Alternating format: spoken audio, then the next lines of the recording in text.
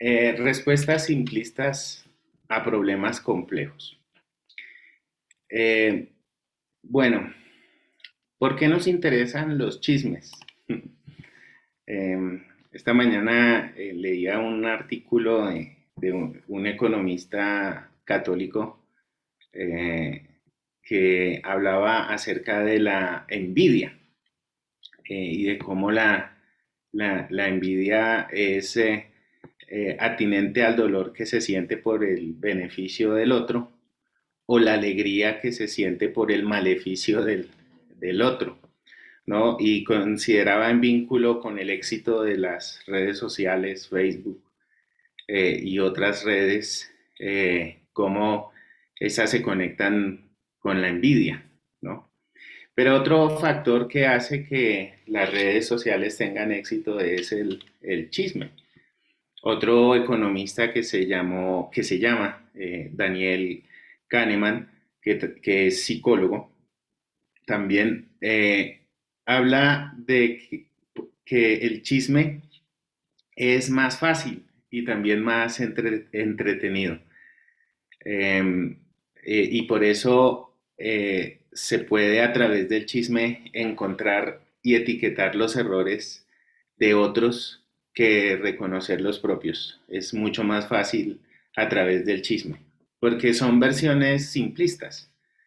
Y es que las versiones simplistas en este mundo contemporáneo y en el medio en el que nos toca vivir son mayoritarias y son abrumadoras. Los mensajes en pequeñas cápsulas que causen impacto y que generen impresiones o reacciones o causen escándalo, son una chispita muy fácil para poder mantener conectado a un público. Esa facilidad que proporciona el chisme, ese entretenimiento que proporciona ese comentario picante, es una forma de comunicación efectiva. Eh, y lo lamentable es que sirve para bien, pero mucho más sirve para mal, porque esa comunicación, si bien es efectiva, no necesariamente es buena y no necesariamente es ética. Los programas de comunicación, el marketing, todo lo que tiene que ver con la imagen, que ha sido comentado también durante las últimas semanas, eh, tienen un escenario efectista en donde logran llevar un mensaje más allá de lo bueno o lo malo que pueda producir ese mensaje. Y esos mensajes cortos de los que casi no hay reflexión, sino más bien una reacción escandalosa, risa o enojo, pues son efectivos. Y esos factores lamentablemente también han sido eje mayoritario de la comunicación en las iglesias. En el mundo de las iglesias hay hay una herramienta que se llama homilética, que es cómo los pastores pueden presentar mejor sus sermones. Y últimamente una moda en el mundo de la homilética es cómo generar frases que sean fáciles para que la gente las apropie rápidamente y se las aprenda. Esas frases que causen impacto, que causen emoción, que sean fáciles, que sean graciosas, que causen entretenimiento, entonces son muy fáciles de retener. Yo pienso que este tipo de movidas al interior de la iglesia, en esta esfera de la comunicación, se ha enriquecido también por la inmadurez que lamentablemente el liderazgo de la iglesia se ha encargado de sembrar en los discípulos y las discípulas del Señor Jesucristo, porque los han infantilizado, ¿no? Esa inmadurez es la que permite que los cristianos se dejen llevar por cualquier frasecita, por cualquier chistecito, por cualquier símbolo, por cualquier imagen efectista y se dejan llevar, como dice la Biblia, por cualquier viento de comentarios sobre la misma fe. Entonces el mensajito es clave, es efectivo, apela y se vuelve todavía más efectivo en la esfera religiosa cuando apela al mundo mágico, a la trascendencia, a lo místico, o lo que nosotros podríamos llamar también el mundo espiritual, porque hay mucho morbo alrededor de esas figuras, de esas imágenes, sobre lo que puede pasar en el mundo espiritual, sobre lo que puede pasar en el futuro. De eso habla Pablo aquí en esta carta a los Efesios. Por ahí, dicen algunas versiones que se dejan llevar por cualquier viento de doctrina. Otras versiones hablan de las olas que van y vienen y el seguidor de Cristo se deja llevar justamente por la inmadurez, por cierto grado de inmadurez. Yo quisiera leer ese texto para abordar este asunto bajo la pregunta de la serie del mes. Durante este mes de junio nos estamos preguntando en la iglesia, ¿qué es ser iglesia? ¿Qué es ser iglesia? Y aquí retomando estos versículos de la carta a los Efesios, me gustaría responder esta pregunta, ¿qué es ser iglesia? Pero teniendo en cuenta este serio problema de comunicación, de inmadurez, de chisme, de comentario, de morbo que hay alrededor de algunos mensajes cortitos que pueden ser desastrosos para nuestra vida espiritual.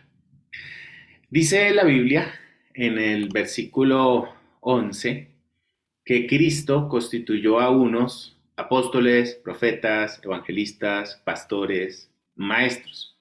Y eso lo hizo para perfeccionar a la iglesia, a la comunidad de creyentes, para la edificación del cuerpo de Cristo. También dice la Biblia, pone la referencia. O sea, ¿cuál es el resultado de ese proceso? Es que todos lleguemos hasta el conocimiento o a la unidad de la fe, como dice la Reina Valera, y del conocimiento del Hijo de Dios, a la perfección, a la medida de la estatura y la plenitud de Cristo. O sea que el proceso que se da en la iglesia tiene que ser que todos seamos y tengamos ese mismo sentir, ese conocimiento y esa perfección de nuestro modelo, que es el Señor Jesucristo. En ese sentido, si nos preguntamos qué es ser iglesia, diría en primer lugar que es desarrollar la vocación que hemos recibido de Cristo. Él, dice la Biblia, constituye los famosos 5 ministerios. Ustedes recordarán estos ministerios.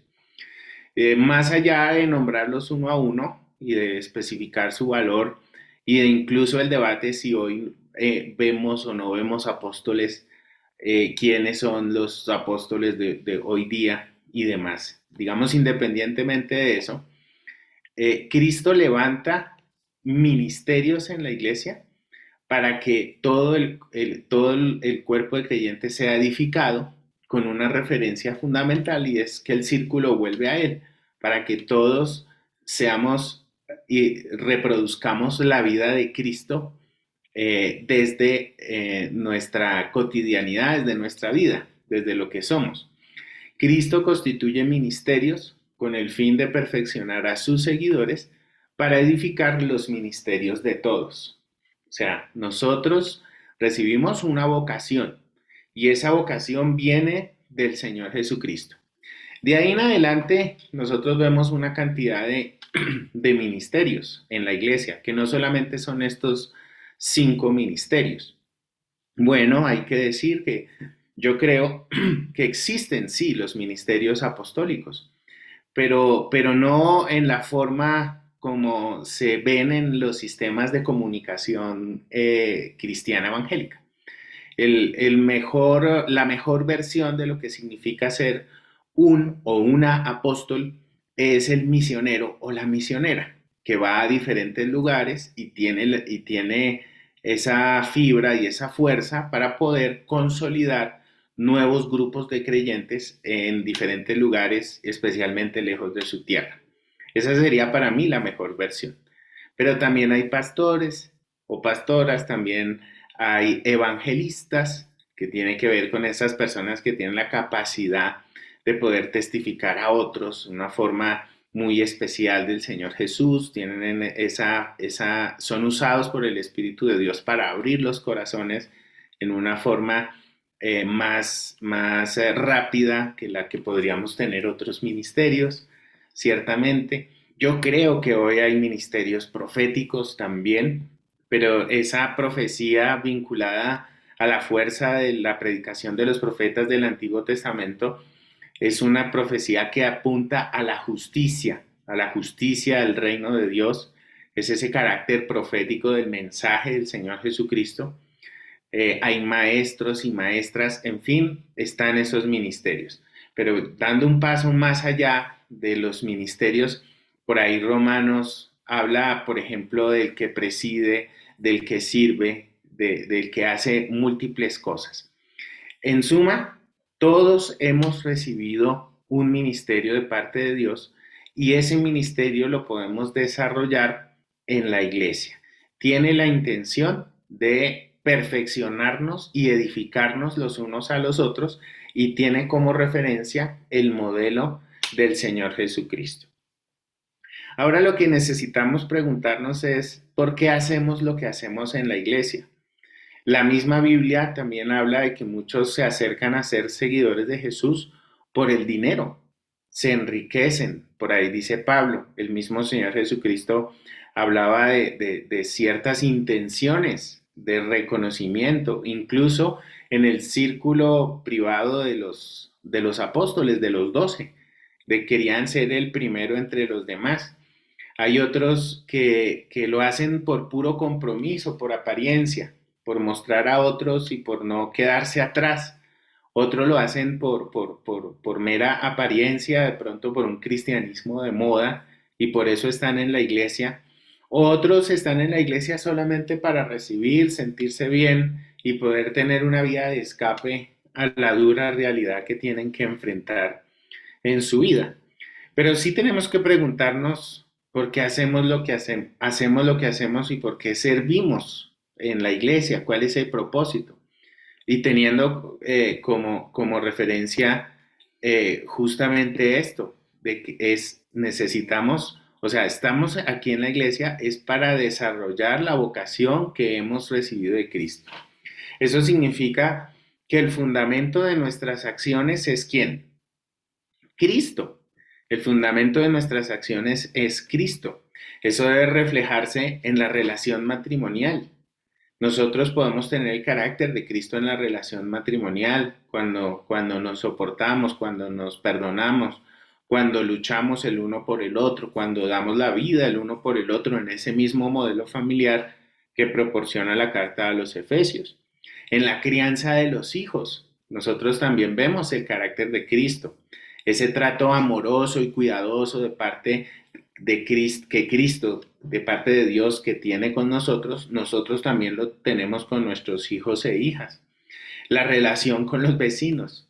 Hay vecinos que sí tienen un llamado especial para formar el carácter de Cristo en nosotros, ¿no? Porque son vecinos difíciles o personas difíciles que están alrededor de nosotros y que nosotros a través de nuestras acciones, de nuestra conducta, de nuestro modelo de vida, lo que hacemos es reflejar y testimoniar el carácter de Cristo en nuestra vida. El ejercicio de nuestra ciudadanía también es un espejo y es un reflejo de la relación que nosotros tenemos con Cristo. Tratamos de afinar el llamado que Dios ha puesto en nuestra vida y buscamos que se vean ciertas primicias del reino de Dios en la sociedad. El desarrollo de nuestra profesión, de ese llamado, esas tareas que hacemos cotidianamente para ganarnos la vida. En todo se refleja el llamado que Dios ha puesto en nosotros. Y nosotros particularmente aquí en la iglesia hemos procurado que las personas sientan que a través de su trabajo y de lo que hacen, están desarrollando el llamado que Cristo les ha hecho. No necesariamente nosotros necesitamos construir una estructura en diálogos y fe para que la gente sienta que está sirviendo al Señor solamente porque está sirviendo a este nombre, Diálogos y Fe. Podemos servir a otros propósitos, a otras organizaciones o incluso en nuestros trabajos y ahí en ese trabajo es que desarrollamos nuestro servicio para el Señor. Y en ese sentido, pues ahí necesitamos es identificar y ver cómo afinar el llamado que Dios nos ha hecho para conectarlo con lo que hacemos diariamente para ganarnos la vida. Ahí la pregunta es, ¿cuál es el llamado que Cristo te ha hecho? ¿Cuál es el llamado que Cristo te ha hecho? Yo voy por aquí poniendo algunas preguntas en el chat, solamente para tenerlas como referencia.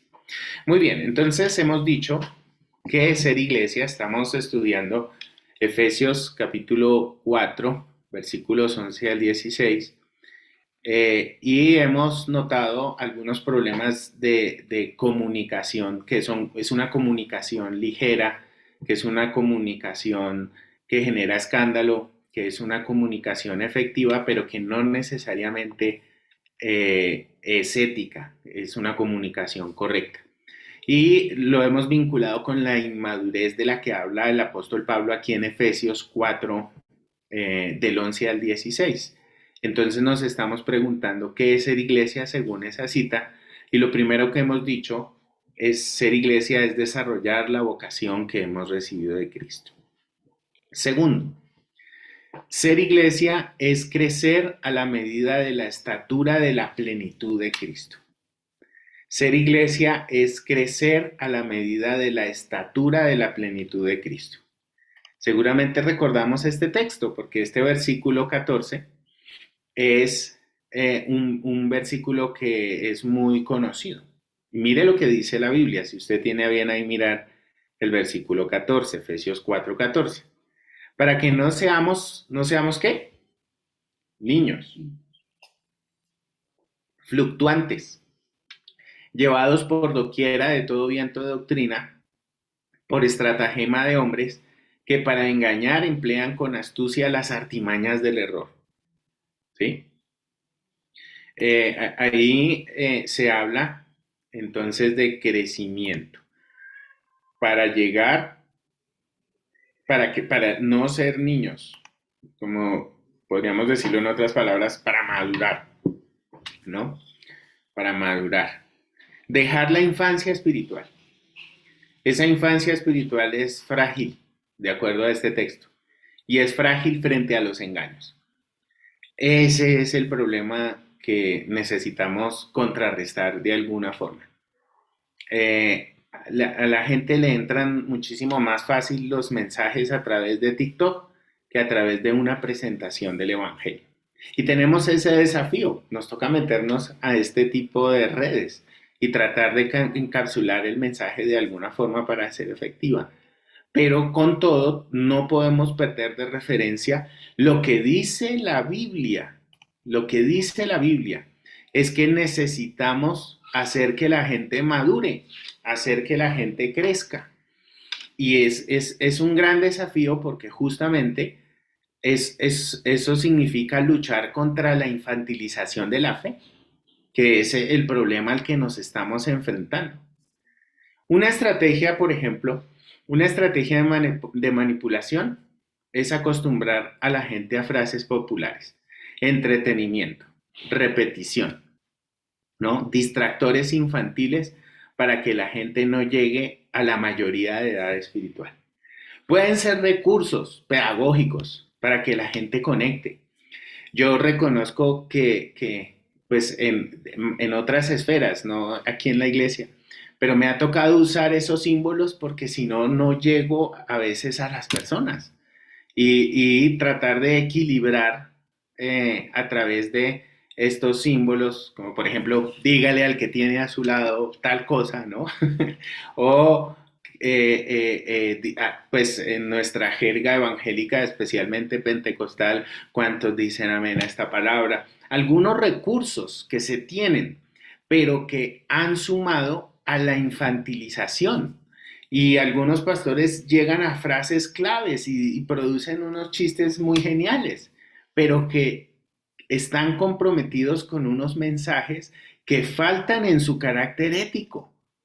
Y eso contrarresta nuestro sentido de ser iglesia. Yo no me imagino al apóstol Pablo que cuando llegó a una ciudad fue, si no me equivoco, en la casa de un discípulo que empezaba a predicar todo el día y que incluso el pobre, estoy tratando de recordar el nombre del discípulo que se durmió, empezó a roncar en la predicación y se recostó por una ventana pues, tuvo un accidente. Y bueno, escuchar a Pablo entonces era peligroso. Tuvo un accidente. ¿Por qué? Por la extensión del Evangelio. Esdras, por ejemplo, dice la Biblia que agarró el texto, empezó a anunciarlo a la gente y eran sesiones larguísimas en donde todo el pueblo tenía que escuchar, de acuerdo a lo que dice el relato. Esos modelos ciertamente ya no funcionan hoy, muchísimo más que hoy la gente anda apurada, estamos rápidos, no hay tiempo, hay que encapsular el mensaje y demás. Pero ahí nosotros necesitamos guardar equilibrio también con la consistencia y con el núcleo del mensaje, que no es un asunto para presentarlo de una forma chistosa, divertida y corta. Tiene que ser prolongada, detenida, tiene que ser mediada. Y ahí necesitamos guardar ese equilibrio y es un desafío muy grande. Ahora, el otro problema de la inmadurez es este tema de la infantilización de la fe, es que la gente se acostumbra a que le tienen que decir todo para que actúen. Hay niños espirituales que no saben lo que quieren de su fe. O sea, lo exploran todo, pero no saben qué es lo que quieren. Son niñitos que llora y le damos algo, entonces no le gusta, entonces vuelven a llorar, le damos otra cosa y no. Hay gente que no discierne qué es lo que quiere. Y hay un infantilismo, tristemente, que solo funciona a través del castigo, del maltrato y el regaño, sin el cual la gente no produce. Y esto es supremamente grave. Es un lastre que tiene la iglesia y es un lastre incluso que tiene una dimensión cultural nuestra en Colombia, que se ve y se expresa en la identidad cultural nuestra.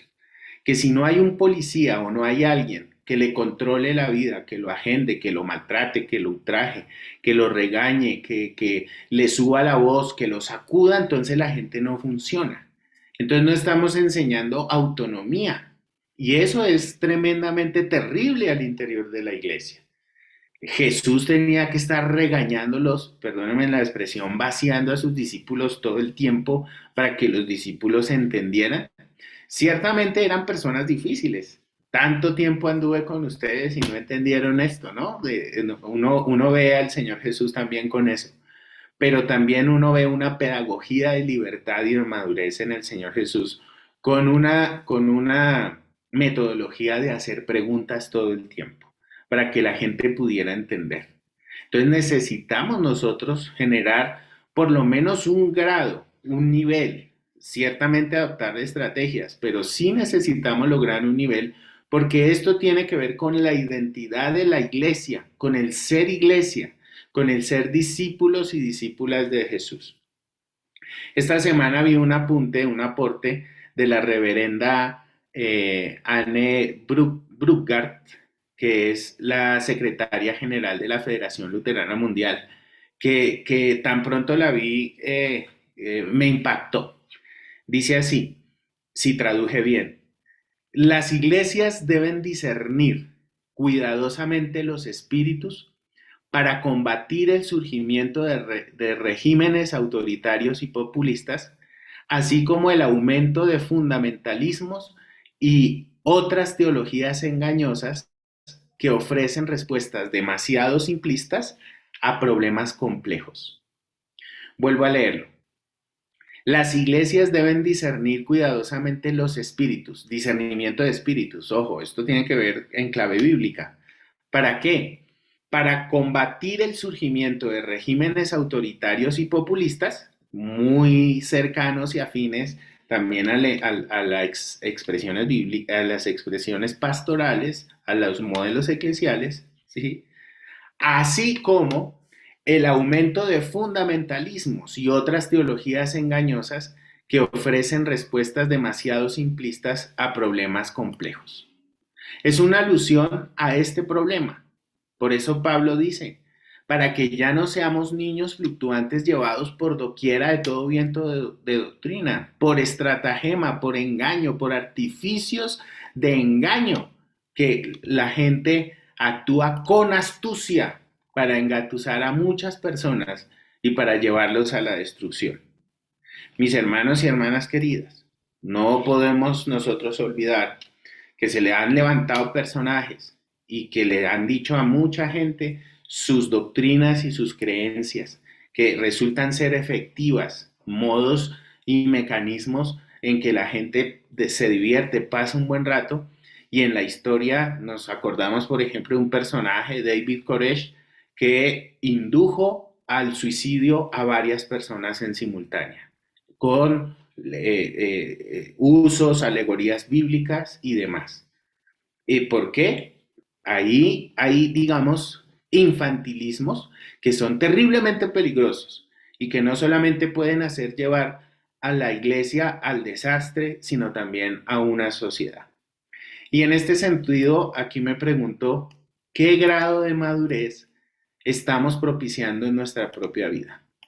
O sea, si nosotros estamos valorando que se nos den las cosas bien presentadas en términos de fe, o si estamos buscando que las cosas se nos den a través de dulcecitos y etiquetas que resultan ser efectivas y nos ayudan a tener un buen rato.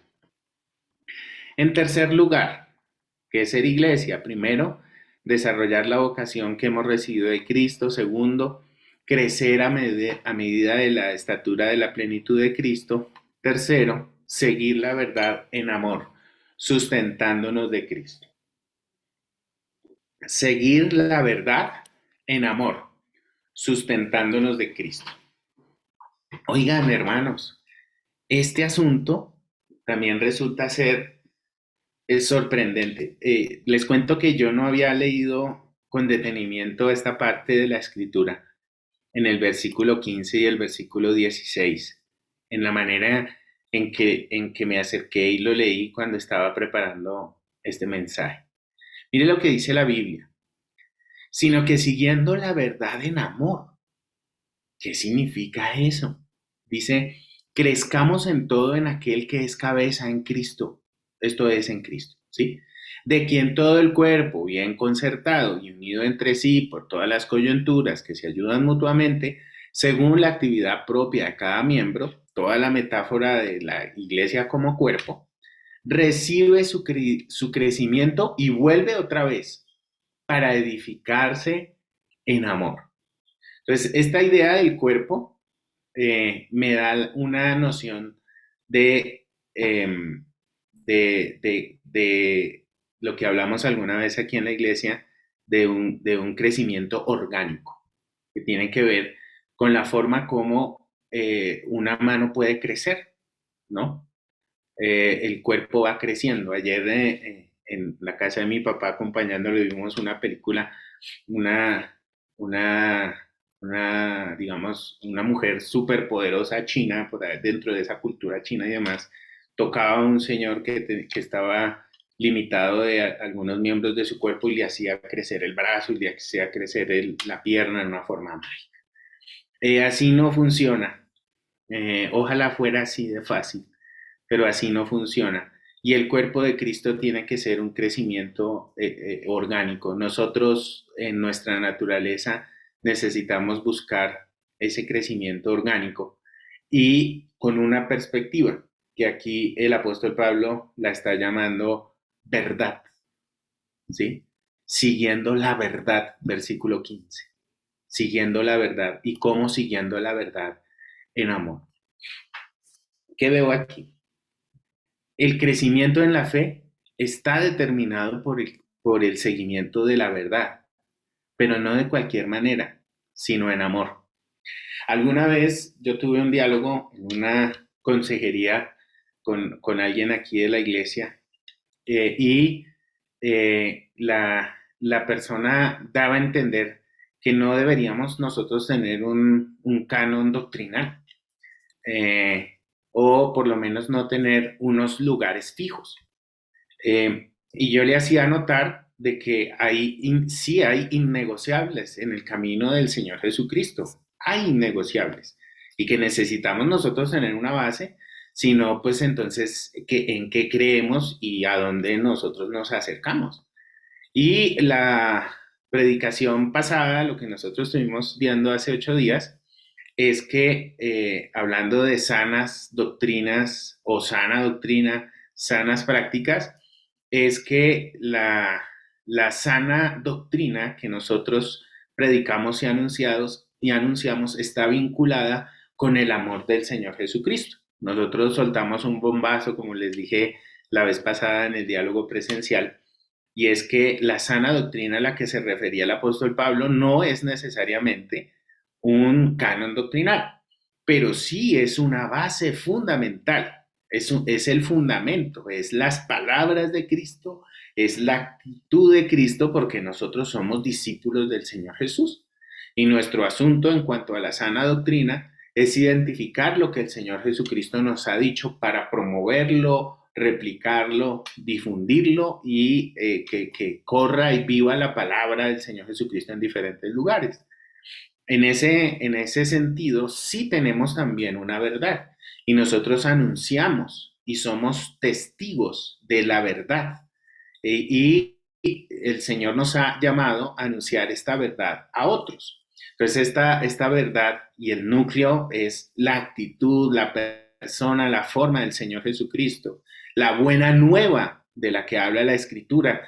Esa es nuestra verdad. El Señor Jesucristo dijo, yo soy la verdad. Dios se ha acercado a nosotros para que desde nuestra humanidad nosotros podamos tolerarnos los unos a los otros. Y una de las conclusiones a las que llegábamos hace 8 días es que el núcleo de esta verdad es que amamos a Dios sobre todas las cosas y amamos a los demás como a nosotros mismos. En ese sentido, lo que yo noto en este versículo es que si bien nosotros podemos llegar a tener un canon doctrinal en donde nos acordamos de lo mínimo de las enseñanzas del Señor Jesucristo, ese seguimiento de la verdad tiene que estar amparado por el amor. De tal manera que si hay reservas con respecto a un corpus doctrinal, a algo que en lo conceptual la iglesia está enfocada, nosotros exhortamos a la persona, pero lo hacemos con amor, en el marco del amor, no en el marco de la discriminación, no en el marco de la vergüenza, no en el marco del odio, no en el marco de la intimidación. Lo hacemos en el marco del amor. En ese plano, por ejemplo, cuando el Señor Jesucristo tuvo que confrontar a algunas personas, y lo hacemos de tal manera que la verdad quede anunciada y quede presentada. Esa forma de amonestación, por ejemplo, del diálogo del Señor Jesucristo con Poncio Pilatos, es un modelo tremendo. Alguna vez alguien dijo, no, es sumiso, no dijo nada, que no dijo nada. Es una manifestación de dignidad asombrosa y la palabra de Dios quedó expresada claramente. Y de hecho el señor Pilato quedó acorralado ante el anuncio y la forma tan digna y transparente del Señor Jesucristo de presentar la verdad. O su relación con nuestro querido gran amigo Judas, ¿cierto? Y la forma como el Señor lo continuó guiando en amor dentro del mismo círculo de discípulos. Y así podemos seguir. O sea que sí tenemos una verdad y que esa verdad tenemos que seguirla anunciando en el marco del amor. Lo que tiene que ver con el juicio, se lo tenemos que dejar a Dios, porque como el Señor Jesucristo dijo, ¿quién nos ha puesto como jueces entre nosotros? Entre nosotros no puede haber jueces y al final de cuentas solo Dios juzga nuestras acciones. El problema es que las iglesias han propiciado el seguimiento de la verdad a través del fundamentalismo. El fundamentalismo dice un investigador, es una tendencia actual dentro de las tradiciones judía, cristiana y musulmana, hablando del ámbito de la fe, que suele estallar en reacciones más o menos violentas contra todo cambio cultural. Estudios psicológicos describen a sus adeptos más celosos como personas autoritarias, individuos en actitud permanente de conspiración, que piensan en términos simplistas y conforme a esquemas invariables, y que ante sus problemas se sienten atraídos por respuestas autoritarias y moralizantes. Volvemos al problema de la simplificación de los mensajes, también a nivel del fundamentalismo. Cuando los cambios culturales alcanzan cierto grado crítico, tales individuos tienden a reunirse en movimientos radicales dentro de sus respectivas tradiciones religiosas. Y esta gente solo funciona con cápsulas. Es impresionante. Solo con mensajes repetitivos. Cuando nos invitamos al diálogo, al intercambio y a la ampliación, donde la realidad compleja tiene que desagregarse para poder interpelar y llegar a una verdad, no aplican, no conectan. Y solamente los mensajes repetitivos, solamente las cadenas de WhatsApp que reproducen las mentiras, solamente aquello que favorezca los intereses es lo que se recibe y no hay posibilidad de interlocución. ¿Qué es seguir la verdad en amor? Sería aquí la pregunta. Seguir la verdad en amor es argumentar, acompañar, demostrar, invitar, testimoniar, confrontar. Es cuando nosotros desde nuestra madurez nos acercamos a un niño, por ejemplo, y el niño está equivocado y no hay forma de hacerle entrar en razón, pero nosotros sabiendo nos acercamos en amor para que el niño pueda entender de alguna u otra manera. Tener una sana doctrina que es entonces comprobada con un testimonio de amor. Ese es un gran desafío. No tengo las respuestas, digamos, como para ampliar más cómo llevar la verdad en amor o cómo seguir la verdad en amor, pero ese es el llamado al que nos conduce la palabra en esta mañana. Y en este sentido, quiero dejar la última pregunta que se torna, digamos, varias preguntas, ¿no? Por ejemplo, y ahí la dejo en el chat, ¿qué distingue nuestro seguimiento de Jesús?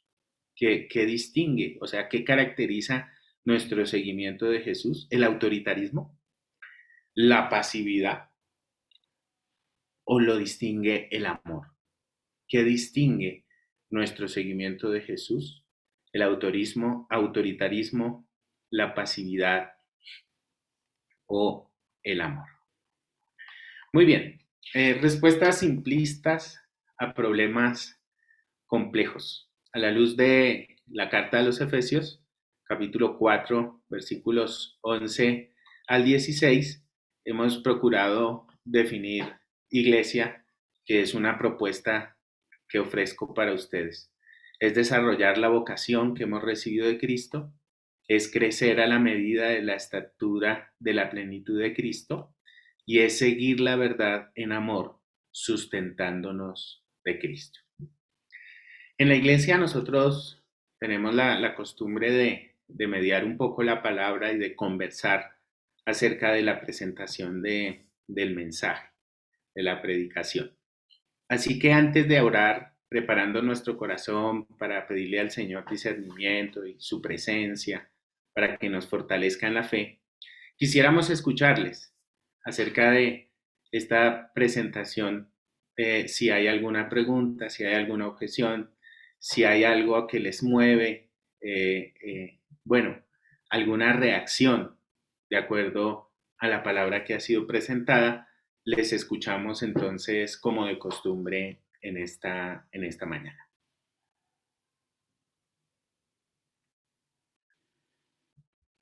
Bien, podemos entonces ahí en el chat están las preguntas. Podemos responder cualquiera, ¿no? O ¿Cuál es el llamado que Cristo te ha hecho también? Porque estuvimos ahí hablando acerca del tema. ¿Qué grado de madurez estamos propiciando en nuestra propia vida? Y, bueno, ¿qué distingue nuestro seguimiento de Jesús? ¿Qué nos caracteriza como seguidores de Jesús? Como discípulas, discípulas, testigos, testigas de Jesús.